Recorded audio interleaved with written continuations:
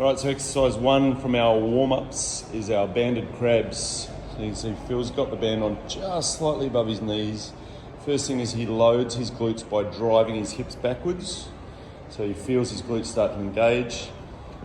His hands are slightly out in front, and you can see he's taking small steps. So he's actually focusing just on pulling his knees apart, not on taking great big large steps, which sometimes we'll see knees stay together and just big steps. Can you do a couple in error, Phil? Where you sort of really step out. Okay, see here we've got no glutes going on here. Lack of glute engagement. He's focusing on stepping rather than pulling his knees apart. All right, so load his hips, down low, pull the knees apart. Banded glute bridges. Elbows drive hard into the ground. Again, the band is just above the knees. Feet are shoulder width apart. He drives up and squeezes his glutes hard at the top, making a full straight bridge position. So his hips go as high as possible. Pauses slightly in the top position, and the key element of this is he's always got tension on that band, so he's consistently and continually pulling that band apart at all times. Don't let that off, otherwise your glute med, your outer glutes are not working.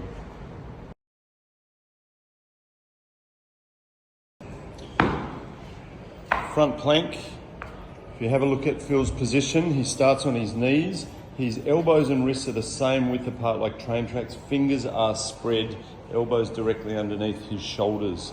Knees are still on the ground, toes are much the same width as his elbows, and he just simply pops up off his knees.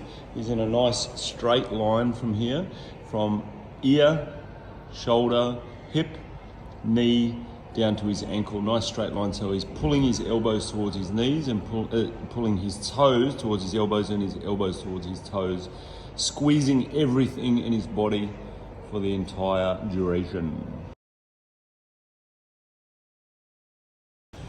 Side planks, these can be quite challenging. The most important thing with these is alignment from ankle, knee, hip, shoulder, ear. So he's in a straight line. His hips aren't kinked backwards. All right, our start positions. Number 1, Phil, can you just go back to that first one? So number 1, bottom leg is bent and we're just propping up. So this is the easiest position. Notice his elbow is underneath his shoulder, top hand to the ceiling. Number 2 is bringing both feet into position. We start on our knees and then just simply pop up, lifting hips as high as possible. This is our intermediate. And then finally our advanced is lifting the top leg and holding that position. Okay, yeah, so we can see there the sag in the hips is what we're trying to avoid. Lift that top leg nice and high if you can. Remember, the biggest thing is that alignment, nice and straight. Next one, bird dogs. Very integrated warm-up. We plant the hands directly underneath the shoulders, pull the shoulders back, knees are directly underneath the hips. Now, what we're trying to do here is suck the belly button up to the spine. So you are going to vacuum up your belly button towards the spine. Keep breathing.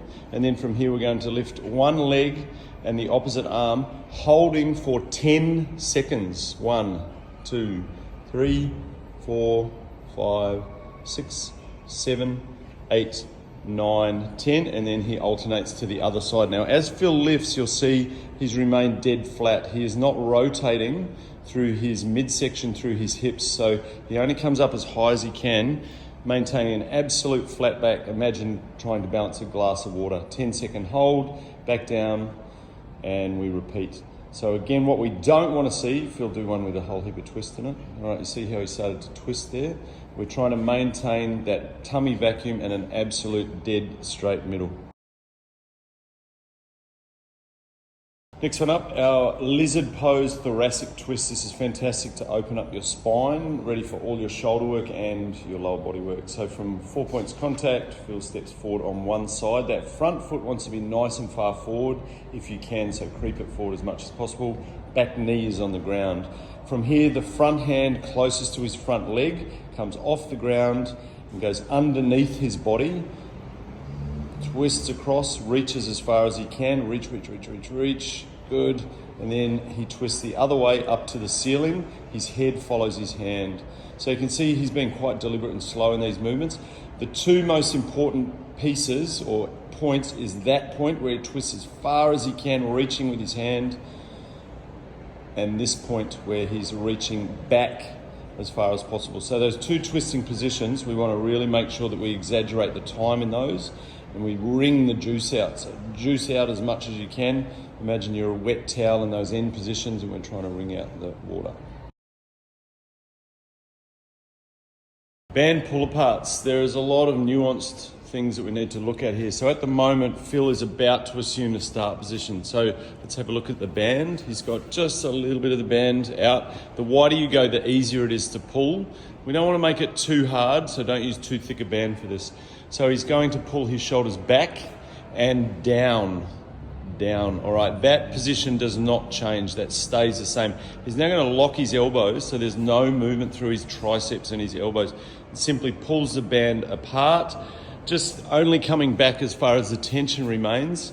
Now what Phil's doing a really good job of is keeping his ribs down, so he's pulling his ribs towards his pelvis.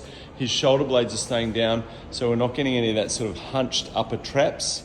And he's squeezing his shoulder blades together, not using his elbows. There is no elbow movement in this. It's only shoulder blades together, back and down.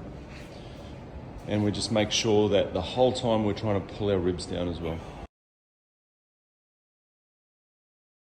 Banded shoulder external rotation. Number one, the point of this band needs to be much the same height as your elbow. All right, so adjust that. Number two, elbow must stay directly into the side and the band is coming across your body, so it's a backhanded movement. Now underneath here, Phil is imagining he's got an orange in there and he's squeezing orange juice out of that, so you can see he's very contracted in this position.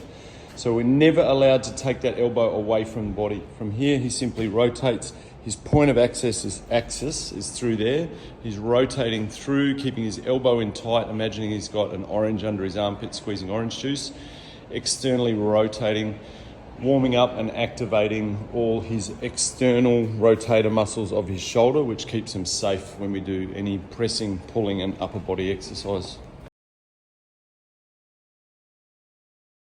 Seated band row. So we're going to attach a band up nice and tall, up high on one of the chin-up bars. It can be relatively thick, doesn't have to be super thick, but it wants to have a bit of resistance. Phil is holding, probably shift his hands up a little bit higher on that band. And so we've got a bit down, waiting out of the bottom. So there's a loose little loop in between. All right, he sets himself in position, sits nice and upright, chest is lifted, feet are flat on the floor, pulls his elbows down towards the ground, back and down, but actually more importantly than what's happening at his elbows is what's happening in his mid and lower back. So his shoulder blades are coming together and down, and again he's squeezing orange juice out of those make-believe oranges which are under his armpits. So you can see it's a very strong contracted position at the bottom. He's got his chest up and he's in a very, I guess you'd call it a very advantageous position for the shoulder blades and our upper body pressing and rowing. So all our lat pull downs, all our rowing, all our bench pressing should look like that at the bottom of the movement. Squeezing back down together, squeezing some orange juice with the chest lifted. Next up, shoulder tap push-ups. Now these can be challenging. If you struggle with the push-up, you are going to forget about the push-up portion and just do the shoulder tap. So from 4 points of contact, Phil takes his feet quite wide, so we've got a nice stable base of support. Notice he's on his toes and his wrists are directly underneath his shoulders. From here, sucks his belly up, squeezes his butt, squeezes his legs, and he's tapping opposite shoulders with zero movement in his body. All right, this is pointless if you're going to let your hips rotate. The advanced version, one tap to the left, one tap to the right, then a push-up, keeping everything in alignment. So we're almost in a long arm plank position. His hips stay in the same position, very stable, tap left, tap right. One push-up, nothing moves other than those shoulder blades and the hands off the ground.